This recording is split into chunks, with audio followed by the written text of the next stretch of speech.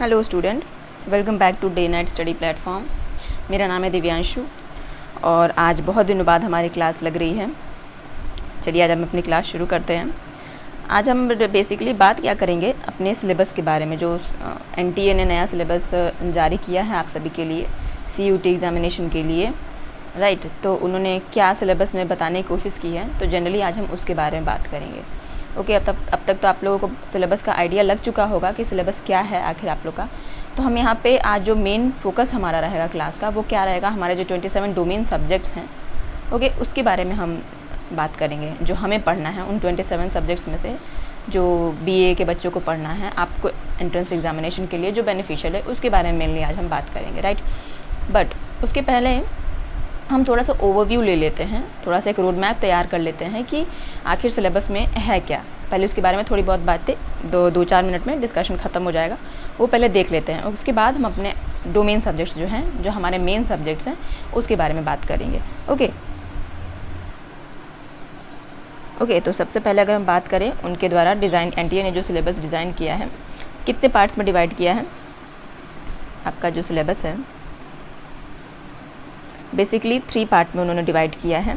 Section 1A, ये इसको 2 part में उन्होंने डिवाइड कर दिया है, and section 1B, okay, and this is section 2 and section 3, ठीक है। तो अगर हम बात करें सेक्शन 1 में, तो सेक्शन 1 को उन्होंने 2 पार्ट में डिवाइड किया है, ओके।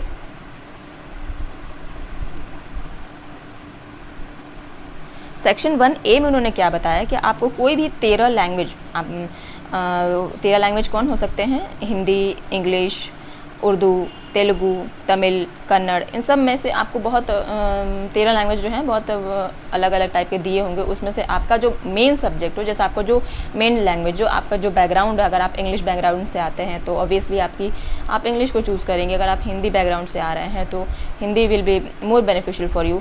तो अगर देखा जाए तो इसमें से सिर्फ इस लैंग्वेज में से, सेक्शन ए वाले के लैंग्वेज में से आपको कोई एक लैंग्वेज चूज़ करना है, राइट। सेक्शन बी में इंडियन लैंग्वेज के साथ साथ फॉरेन लैंग्वेज को भी इंक्लूड किया गया है, जैसे कि French, Spanish, Sindhi, Kashmiri, Konkani, German, Nepali. इनमें से आपको 2 लैंग्वेज जो है वो चूज़ करना है। तो वो अभी इस सेक्शन पे उतना अभी आप लोग ध्यान ना दीजिए, क्योंकि ये जनरली होगा नहीं कि आपको हर यूनिवर्सिटीज़ में या फिर हर स्कूल में फ्रेंच लैंग्वेज, रशियन लैंग्वेज तो बच्चों को पढ़ाए नहीं जाते ना। तो अभी इस सेक्शन को लेके आप ना परेशान होइए। आप एक लैंग्वेज जो आपको लेना है उसके बारे में, उसकी तैयारी जो है आप अभी से शुरू कर दो। ये अलग अलग यूनिवर्सिटीज़ जो हैं अपना निकालेंगे सेक्शन बी, अगर उनको रिक्वायरमेंट होगी तो, ओके। तो लेकिन सेक्शन ए वाले पे जो आपका फोकस होना चाहिए वो अभी से स्ट्रांग होना चाहिए, ओके। तो आपका जो भी लैंग्वेज आ रहा है, हिंदी, इंग्लिश, उर्दू, जो भी है उस पर आप फोकस करो। अब बात करें अगर हम सेक्शन बी की, पहला सेक्शन डिस्कस हो गया। सेक्शन बी में उन्होंने क्या किया है कि आपके 27 डोमेन सब्जेक्ट्स दो हैं, उन्होंने डोमेन सब्जेक्ट्स में 27 सब्जेक्ट्स को डाला है, ठीक है। अब आपका जो बैकग्राउंड है, जैसे आप साइंस वाले बच्चे हैं तो वो फिज़िक्स, केमिस्ट्री, मैथ्स, आर्ट्स वाले बच्चे हैं तो वो history, geography, polity, economics, commerce वाले बच्चे हैं अगर तो वो अकाउंटेंसी, बिजनेस, इकोनॉमिक्स जो भी आता है उनके अंडर में वो उस सब्जेक्ट्स को चूज़ कर सकते हैं, राइट। तो उन्होंने ये बोला है कि आप डोमेन सब्जेक्ट्स में से कोई भी 6 सब्जेक्ट्स चूज़ करेंगे, बट ये भी वैरी करेगा कि कौन सी यूनिवर्सिटी कितनी सब्जेक्ट्स को अपने डोमेन में रखती है, राइट। लेकिन मिनिमम 3 तो मुझे जहाँ तक लगता है वो होगा ही। तो आप अभी से इन सब की तैयारी शुरू कर दो, ओके। तो अगर आप आर्ट्स वाले हैं तो आपको हिस्ट्री, ज्योग्राफी, पॉलिटी, इकोनॉमिक्स, ये सब पे अपना स्ट्रॉन्ग होल्ड बनाना है, ओके। तो ये रही हमारी सेक्शन बी की बात। सेक्शन सी में उन्होंने क्या किया है, सेक्शन सी में जनरल टेस्ट है।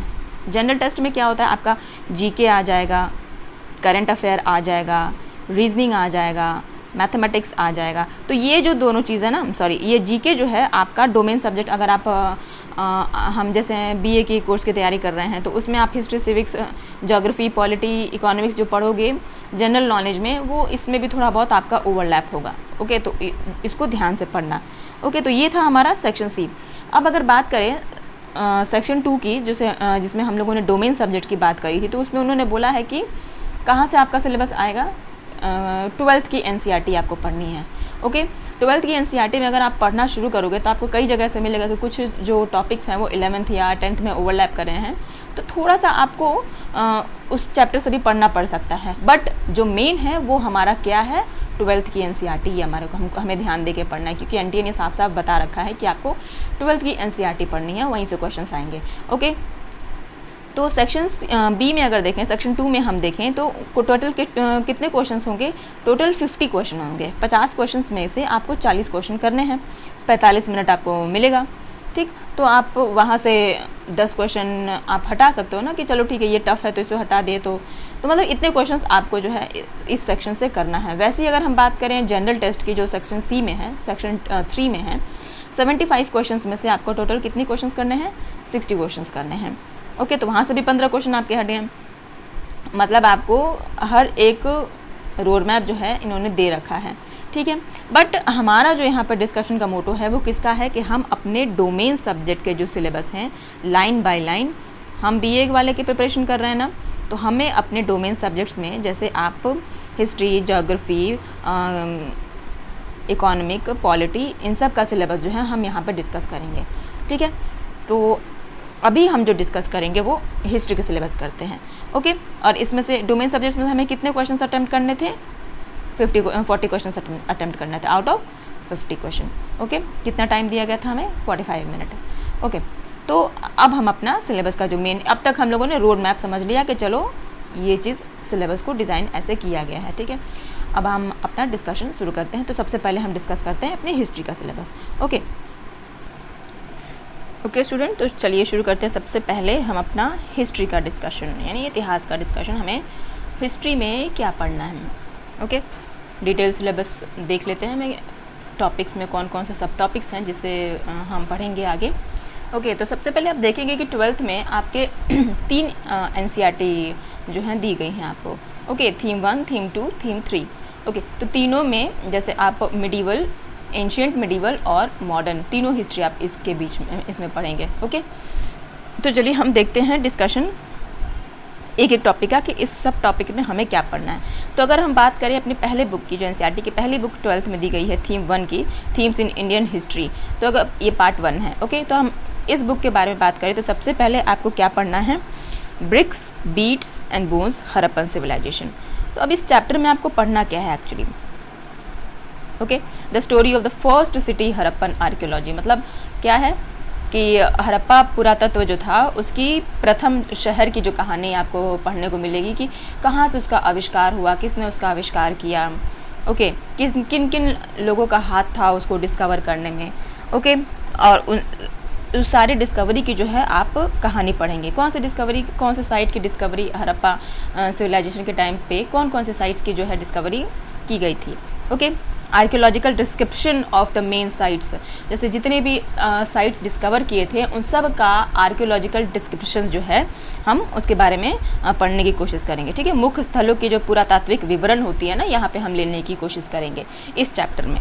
ठीक है, ये one of the most important chapter है। आपको अगर एंशिएंट में अगर देख लिया जाए तो one of the most important chapter है, इसको आपको ध्यान से पढ़ना है। ओके, तो ये था हमारा, आपको इस टॉपिक में कौन कौन से सब टॉपिक्स हैं जो आपको ध्यान में रखना है, कौन कौन से जो टॉपिक्स हैं आपको पढ़ना है।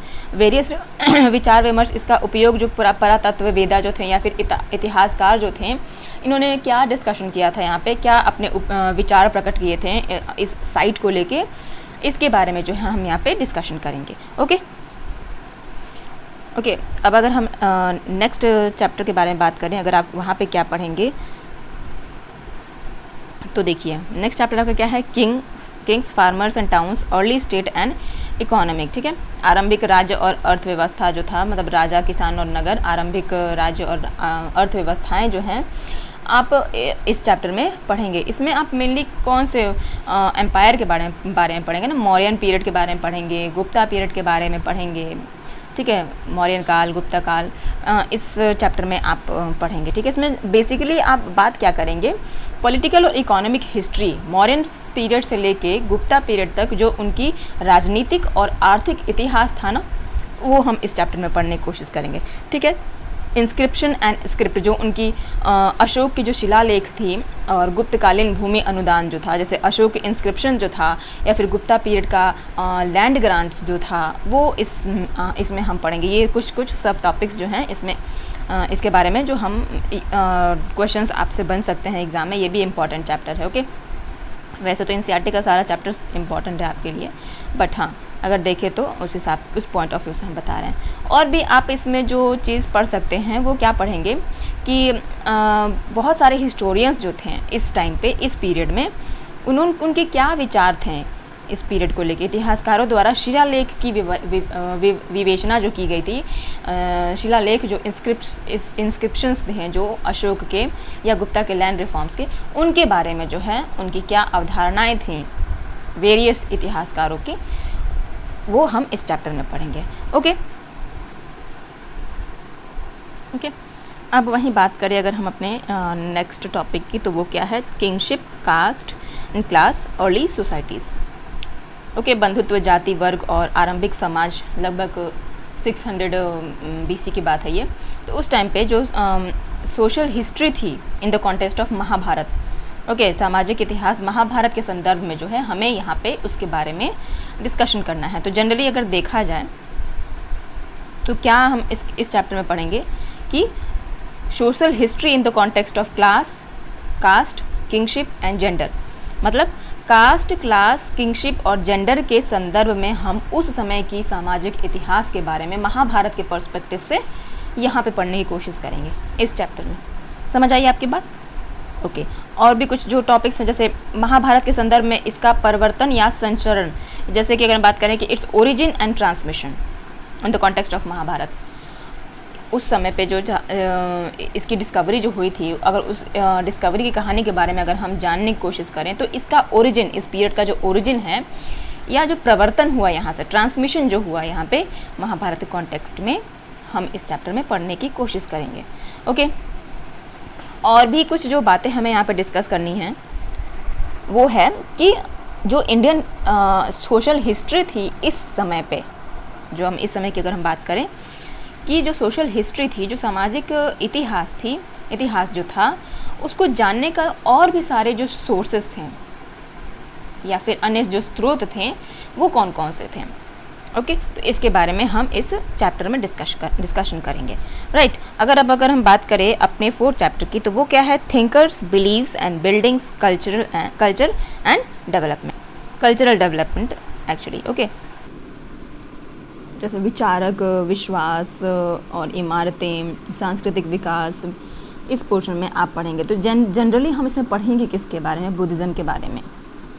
ठीक है, बुद्धिज़्म के बारे में ही नहीं आपको पढ़ने को इसमें मिलेगा, आप बुद्धिज़्म के बारे में पढ़ेंगे, वैदिक रिलीजन के बारे में पढ़ेंगे, जैनिज़्म के बारे में पढ़ेंगे, वैष्णविज़्म, शैविज़्म, ये जो वेरियस जो रिलीजियस कल्ट्स थे, रिलीजियस प्रैक्टिसेस थे इनके, और फिर सेक्रीफाइसेस थे, इन सब के बारे में हम इस चैप्टर में डिस्कशन करेंगे। ठीक है, मेनली जो आपका रहेगा इसमें बुद्धिज़्म, बौद्ध धर्म जो था कैसे फ्लरिश किया, उसके बारे में, कैसे लोगों तक ये पहुंचा, इसका क्या इम्पैक्ट पड़ा उस समाज में जब ये रिलीजन आया। ओके, तो इसके बारे में जो है हम पढ़ने की कोशिश करेंगे। ठीक है, और भी आप जो चीज़ पढ़ेंगे वो कि सांची स्तूप के बारे में जो अभी आप पढ़ेंगे कि सांची स्तूप और बुद्धिज़्म का क्या रिलेशन है।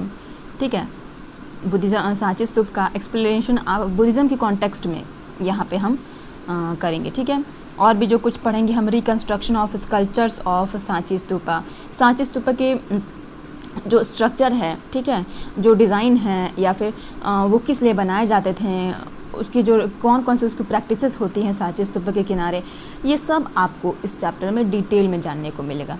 राइट, तो ये था आपका theme in Indian history part 1, यानी पहली एनसीईआरटी जो थी आपको जो पढ़नी है ये एंशिएंट हिस्ट्री है। ठीक है, ये प्राचीन इतिहास जिसे आप बोल सकते हैं, इस बुक में आता है। ठीक है, तो आपका प्राचीन इतिहास इस चीज़ से कवर हो गया। तो ये सारे चैप्टर्स जो हैं, ये देखने में 4 चैप्टर्स आपको लग रहे हैं, लेकिन इसमें आप एक तरीके से देखें तो बहुत कुछ चीज़ें जानेंगे।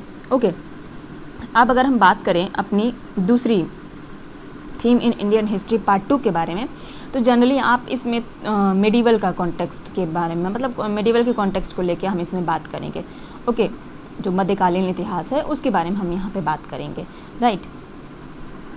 तो सबसे पहले हमें से किसके बारे में बात करनी है, through the I of traveller perception of society, मतलब यात्रियों के नज़रिए से, मतलब उस समय जो भारत में कुछ यात्री आए थे घूमने के लिए, भारत भ्रमण के लिए, तो उनके अनुसार जो है समाज के बारे में उनकी क्या समझ थी, उन्होंने क्या चीज़ बताने की कोशिश की। यात्रियों के विवरण के आधार पर जो मध्ययुगीन समाज था, जो मध्यकालीन समाज था, मेडिवल सोसाइटी थी उस समय की, किसके द्वारा बताई गई थी, किसके नज़रिए से हम बात कर रहे हैं, जो ट्रैवलर्स आए थे भारत में, भारत से बाहर के लोग जो आए थे इंडिया में ट्रैवल करने के, तो उनके पॉइंट ऑफ व्यू से उस टाइम सोसाइटी की क्या कंडीशन थी, ठीक है। वेरियस परसेप्शन ऑफ सोसाइटी उन्होंने क्या दिए थे, उसके बारे में हम इस चैप्टर में बात करेंगे, ठीक है। तो सबसे पहले अगर देखा जाए तो क्या बात करेंगे हम इसमें, कुछ पहले तो आप ये जान लीजिए कि कुछ ट्रैवलर्स, इसमें आपको कई ट्रैवलर्स मिलेंगे, लेकिन कुछ अगर एक दो अगर आप नाम जान लें अभी, जैसे अल-बरीनू थे, इब्न बतूता थे, बर्नियर थे, ये कुछ फॉरेन ट्रैवलर थे जो आए थे भारत भ्रमण के लिए। तो उन्होंने कुछ सोसाइटी की जो पर्सपेक्टिव जो थी वो बताने की कोशिश की थी लोगों को। तो उनकी जो लिखावट थी या फिर उन्होंने जो लिखा था भारत समाज के बारे में, उसके बारे में हम ये बात करेंगे, ठीक है। तो जनरली वो अपने डिस्क्रिप्शन में क्या लिखा करते थे, अगर उनकी लेखन की कहानी के बारे में जानने की कोशिश करेंगे तो वो क्या लिखते थे कि कहाँ कहाँ वो घूमे, क्यों ट्रैवल किए, और उन्होंने क्या लिखा और किसके लिए लिखा, ठीक है। इन सब के बारे में, सोसाइटी के जो इश्यूज़ थे उनके बारे में, जैसे किसी राजा के बारे में लिखा तो राजा की कहानी ही लिख डाली, उनकी जीवनी लिख डाली, वो अपना एडमिनिस्ट्रेशन कैसे करते थे, किसी सोसाइटी अपनी प्रजा का एडमिनिस्ट्रेशन जो है कैसे करते थे, ठीक है, उनके महलों के बारे में। तो यही सब जो छोटी मोटी बातें थी जो लिखा करते थे, डिस्क्रिप्शन जो थी उनकी लेखनी के बारे में जो है हम पढ़ेंगे। और अभी जैसे मैंने बताया कि 2-3 उनके जो नाम थे, इब्न बतूता, बर्नियर, अल-बेरूनी, तो इन सब के बारे में हम जो है इस चैप्टर में डिस्कशन करेंगे। ओके, नेक्स्ट चैप्टर हमारा क्या है, Bhakti, Sufi tradition, change in religion, beliefs and devotional text. इसमें आप भक्ति सूफी परंपराएं जो हैं, ठीक है, उनके धार्मिक जो बदलाव थे, उन्होंने अपने रिलीजियस बिलीफ के जो थे उसमें कुछ बदलाव जो थे उसके बारे में आप पढ़ेंगे। उनके कुछ डिवोशनल टेक्स्ट एंड डिवोशनल ग्रंथ के बारे में आप पढ़ेंगे। बेसिकली ये लगभग 8th to 18th सेंचुरी के बीच की बात है ये, ठीक है। तो उस टाइम पे तो किसका इतिहास जनरली हम इसमें पढ़ेंगे, किसके धार्मिक इतिहास के बारे में, भक्ति सूफी इतिहास के बारे में, उनकी परंपराओं के बारे में हम इसमें पढ़ने की कोशिश करेंगे, ठीक है। तो सबसे पहले अगर देखें हम बात करें तो इसमें किसके बारे में हम बात करेंगे कि उनकी धार्मिक विकास जो थी, उनकी जो रिलीजियस डेवलपमेंट थी, उसका क्या रूपरेखा था, उसका क्या आउटलाइन था, ठीक है, ये जानने की कोशिश करेंगे। बहुत सारे सूफ़ी संतों के बारे में भी हम जानेंगे, जो भक्ति सूफ़ी सेंट्स थे उनके बारे में भी जानेंगे, ठीक है। और उनके रचनाओं को, भक्ति और सूफ़ी रचनाओं को थे, उनको कैसे सुरक्षित रखा गया, कैसे लोगों तक पहुंचाया गया, ठीक है।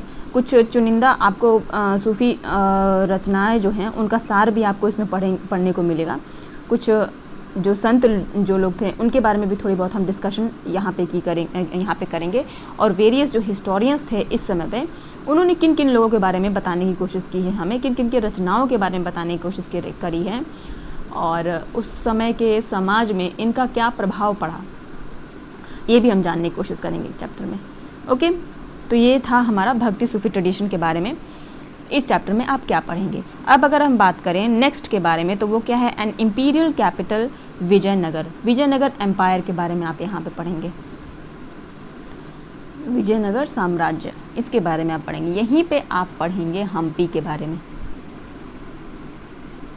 ओके, हम्पी के बारे में जो है न्यू आर्किटेक्चर जो था उसका, यहीं पे आप पढ़ेंगे। हम्पी के डिस्कवरी जो थी, खोज थी, उसकी कहानी जो है आप यहाँ पे डिस्कस करेंगे।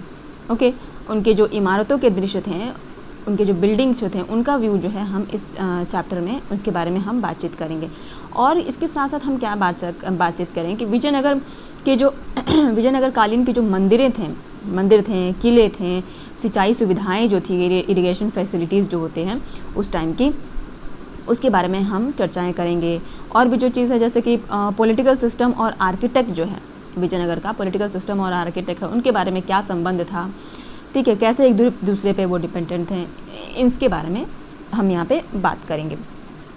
और वेरियस इतिहासकारों के बारे में भी इन्होंने इमारतों के बारे में बहुत सारी संरचनाएं जो था उसका विश्लेषण उन्होंने किया हुआ था, उसके बारे में भी हम यहाँ पे जानने की कोशिश करेंगे। किस चैप्टर में? एन इंपीरियल कैपिटल विजयनगर के बारे में।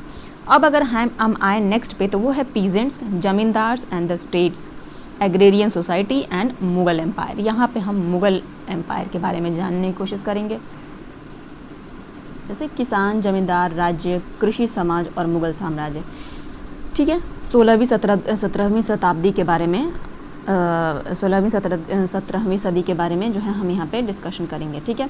तो उस टाइम पे 16th और 17th सेंचुरी में जो एग्रीकल्चर जो था, खेती जो थी, कृषि जो था, उस टाइम उसका क्या स्थिति था, ठीक है, उसके बारे में बात करेंगे। और कुछ चेंजेस किए गए थे उसमें, कृषि में कुछ परिवर्तन किए गए थे, उसके बारे में भी हम यहाँ पे डिस्कशन करेंगे। यहीं पे आपको मुग़ल के एम्पायर में अकबर के बारे में जानने को बहुत कुछ बातें मिलेंगी। आईने अकबरी जो था अकबर के द्वारा, अकबर के लिए लिखी गई थी, ठीक है, उसके बारे में हम यहाँ पे डिस्कशन करेंगे, ठीक है। और उसी आईने अकबरी को वेरियस इतिहासकारों ने कैसे यूज़ किया इतिहास को बनाने के लिए, ठीक है, तो इसके बारे में भी हम इस किस में डिस्कशन करेंगे। Peasant, zamindars and state, agrarian society and the Mughal empire. Mughal empire का एडमिनिस्ट्रेशन जो है हम यहाँ पे डिस्कस भी करेंगे, ठीक है। जैसे आपको वो चीज़ इसमें भी देखने को मिलेगा, Kings and chronicles the Mughal court में भी, ओके। अब बेसिकली हम इसमें पढ़ेंगे किसके बारे में, मुग़ल दरबार के बारे में पढ़ेंगे, मुग़ल कोर्ट के बारे में इस चैप्टर में हम पढ़ेंगे, ठीक है। वहाँ की जो पॉलिटिकल हिस्ट्री थी 15 से 15th से 17th सेंचुरी की जो पॉलिटिकल हिस्ट्री थी मुग़ल कोर्ट की, मुग़ल कोर्ट के बारे में पढ़ेंगे, वहाँ की पॉलिटिक्स के बारे में पढ़ेंगे, पॉलिटिकल हिस्ट्री जो थी उसके बारे में पढ़ेंगे हम, ठीक है। इस चैप्टर में अकबरनामा, बादशाहनामा, इन सब ये जो लेखन आएंगे इसके बारे में हम चर्चा करेंगे। और बहुत सारे इतिहासकारों का अगर विचार विमर्श देखें तो वहाँ की जो मुग़ल कोर्ट जो थे या फिर मुग़ल साम्राज्य जो था, वहाँ की पॉलिटिकल हिस्ट्री जो था या उसका कैसे रिकन्स्ट्रक्शन हुआ, ठीक है, इतिहासकारों ने इस पे क्या अपने अपने मत दिए हैं, इसके बारे में हम इस चैप्टर में डिस्कशन करेंगे। ये था हमारा थीम 2। थीम 2 में क्या क्या बातें हमें करनी थी ये हम लोगों ने देखा। अब अगर बात करें हम theme 3 themes in Indian history part 3 के बारे में अगर हम डिस्कस करें तो इसमें क्या क्या चीज़ें हमें पढ़नी है। इसमें सबसे पहले आपको किसके बारे में बात करनी है, colonialism and the countryside, exploring official archives, यानी उपनिवेशवाद एवं और देहात, ओके। और सरकारी अभिलेखों का अध्ययन जो है हम इस चैप्टर में करेंगे। तो यहाँ से आपको क्या चीज़ जानने को मिलेगा कि जो सरकारी दस्तावेज थे, ठीक है, उसके हिसाब से अगर हम देखें तो जो कोलोनियलिज्म था, और उस कोलोनियलिज्म मतलब कि जो ब्रिटिश हुकूमत थी, जब ब्रिटिश जो था राज करते थे भारत पे, तो उस टाइम जो उपनिवेशवाद था और उस टाइम का जो ग्रामीण समाज था उसके बारे में हम डिस्कशन करेंगे, ठीक है। और ये कहाँ से मिला था, इसका साक्ष्य हमें कहाँ से मिला था, कुछ सरकारी दस्तावेजों से जो हमें वो सब चीज़ें मिली हुई थी उसके बारे में हम डिस्कशन यहाँ पे करने की कोशिश करेंगे, ठीक है। यहीं पे हम बात करेंगे अगर 18वीं शताब्दी में जो थे ज़मींदारों की, किसानों की, कलाकारों का जीवन वृत्तांत जो है हम यहाँ से जानने की कोशिश करेंगे, ठीक है।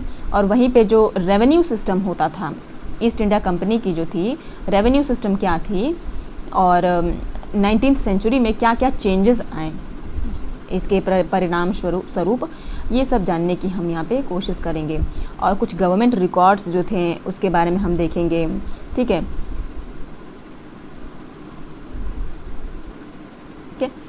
आइए अब नेक्स्ट चैप्टर के बारे में एक बात करते हैं। वो क्या बताने की कोशिश कर रहा है, rebels and the Raj, 1857 revolt and it's representation, यानी विद्रोही और राज, ठीक है।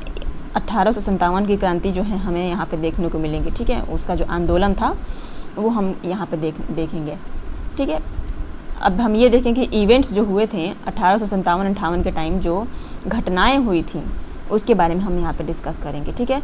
और इसका क्या परिणाम पड़ा ब्रिटिश राज ने, इसके बाद इस क्रांति के बाद कैसे कैसे मेजर चेंजेस जो थे, मेजर जो बदलाव थे भारत के सामाजिक व्यवस्था जो थी उसको कैसे परिवर्तित किया, कैसे अपने अकॉर्डिंग जो है चेंज किया, ठीक है। यहाँ उसके बारे में हम डिस्कशन करेंगे। यहीं पे हम 1857 की क्रांति में कौन कौन से प्रदेशों ने भाग लिया था, ओके, प्रिंसली स्टेट्स ने भाग लिया था या नहीं भी लिया था, इसके बारे में जो जैसे मेनली हम लखनऊ के बारे में यहाँ पे हम काफ़ी अच्छे से बातचीत करेंगे, ठीक है। ये सब कुछ चीज़ें जो हैं आपको इस चैप्टर में जानने को मिलेगी। ये भी मॉडर्न हिस्ट्री का अगर देखा जाए वो पार्ट, तो सबसे इम्पॉर्टेंट टॉपिक जो है आप ये बोल सकते हैं, ठीक है। 1857 की क्रांति बहुत ही इम्पॉर्टेंट टॉपिक होती है, ठीक है। अब वहीं पे अगर हम बात करें अपने नेक्स्ट क्लास के बारे में, तो वो क्या है, colonial cities, urbanization, planning and architecture, okay. औपनिवेशिक शहर, नगरीकरण, नगर योजना, स्थापत्य जो है, इसके बारे में आप बात करेंगे इस चैप्टर में, ठीक है। यहीं पे आप बात करेंगे हम मुंबई, चेन्नई 18th-19th सेंचुरी में जो थे क्या क्या डेवलपमेंट हुए थे, ठीक है। हिल एरिया में भी कुछ डेवलपमेंट थे, कैंटोनमेंट्स उसके कुछ डेवलपमेंट किए गए थे, ठीक है। इसके बारे में हम डिस्कशन करेंगे। कुछ उदाहरण भी लिए जाएंगे, जैसे photographs, paintings, plans of towns, city planning के बारे में बातचीत करेंगे हम। जैसे कलकत्ता जो था उसका कुछ स्पेशल एम्फेसाइज था वहाँ पे लेके, अगर हम बात करें सिटी प्लानिंग के बारे में, इसके बारे में हम यहाँ पे चर्चाएं करेंगे, ठीक है। तो ये कुछ बातें थी जो आपको इस चैप्टर में डिस्कशन करना है। ये ब्रिटिश राज की बात हो रही है, जब ब्रिटिश हुकूमत थी तब की ये बात हो रही है, ठीक है। नेक्स्ट के बारे में बात करें तो वो है Mahatma Gandhi and the nationalist movements, civil disobedience and beyond, one of the most important topic, okay. Mahatma Gandhi और राष्ट्रीय आंदोलन, सविनय अवज्ञा और उसके आगे की कुछ कहानी जो है आपको इसमें जानने को मिलेंगी, ठीक है। इन सब के बारे में जो है हम इस चैप्टर में बात करेंगे, ठीक है। नेक्स्ट देखिए तो वो क्या है, understanding partition, politics, memories and experience. क्या कह रहा है, विभाजन को समझना, राजनीति, स्मृति, अनुभव, ये सब जो है इसमें हम बात करेंगे, ठीक है। इसमें हम क्या बात करेंगे, नेशनलिज्म के बारे में, कम्युनलिज्म के बारे में, पार्टीशन के बारे में, जैसे राष्ट्रवाद, संप्रदायवाद, विभाजन, पंजाब और बंगाल के बारे में जो है हम इसमें जानने की कोशिश करेंगे, ठीक है। विभाजन के अनुभवी व्यक्तियों की मौखिक गवाही जो थी, जैसे उनको जो लोग जो उस घटना के साक्ष्य हुए थे उनके द्वारा जो बताई गई कहानियाँ थी, बताई गई जो बातें थीं, वो हम इसमें समझने की कोशिश करेंगे, ठीक है। Various analysis of oral testimony in reconstruction of history, constructing the history of partition, यानी कि विभाजन के इतिहास की पुनर्रचना में मौखिक गवाहियों का विवरण, जैसे कि अभी मैंने बताया कि उन्होंने जो उस घटनाएं के साक्ष्य थे उन्होंने क्या क्या बताया इसके बारे में, ठीक है। तो ये हम बात करेंगे, ओके। अब नेक्स्ट अगर देखें, नेक्स्ट हमें क्या बातचीत करना है कि framing the constitution, beginning of new era. यहीं पे जैसे आप पॉलिटी में यहाँ पे थोड़ा बहुत एंटर करेंगे, जैसे कि संविधान का निर्माण, एक नए युग की शुरुआत जो थी, जैसे जब ब्रिटिशर्स, जब हमारा देश आज़ाद हो गया तो अब उस टाइम जो थी हमारे अलग संविधान की मांग हो रही थी, संविधान बनाया गया, कैसे कॉन्स्टिट्यूशन को फ्रेम किया गया और एक नई युग की जो थी वो शुरुआत हुई थी, राइट। इसके बारे में हम इस चैप्टर में बात करेंगे। जनरली हम इसमें संविधान सभा के बारे में बात करेंगे, उसके विचार विमर्श के बारे में बात करेंगे, ओके। वेरियस डिबेट्स जो हुए थे इसको लेके उसके बारे में बात करेंगे और इन विचार विमर्श से क्या निष्कर्ष निकला, जैसे ये सारे डिबेट्स हुए थे उसका क्या निष्कर्ष निकला और उनका विश्लेषण कैसे किया जा सकता है, ठीक है। How can they B analysed, इसके बारे में हम बात करेंगे, ओके। तो ये था आपका हिस्ट्री का सिलेबस, जैसे यानी इतिहास का सिलेबस। इतिहास में आपको ये सारी बातें जो थी वो पढ़नी थी, ओके। तो अब हम इसके नेक्स्ट क्लास में हम डिटेल में अब हर एक टॉपिक के बारे में डिस्कशन करेंगे, ठीक है। होप सो आपको सिलेबस, डोमेन सब्जेक्ट्स जो है आपको सिलेबस के बारे में अच्छे से जानकारी मिल गई होगी। अभी हम इतिहास का बता रहे हैं आपको, आगे आपको ज्योग्राफी को भी मिलेगा, ज्योग्राफी का जानने को मिलेगा, पॉलिटी का मिलेगा, इकोनॉमिक्स का मिलेगा, राइट। तो ये था आपका हिस्ट्री का syllabus. I hope you have like this video. Thank you so much.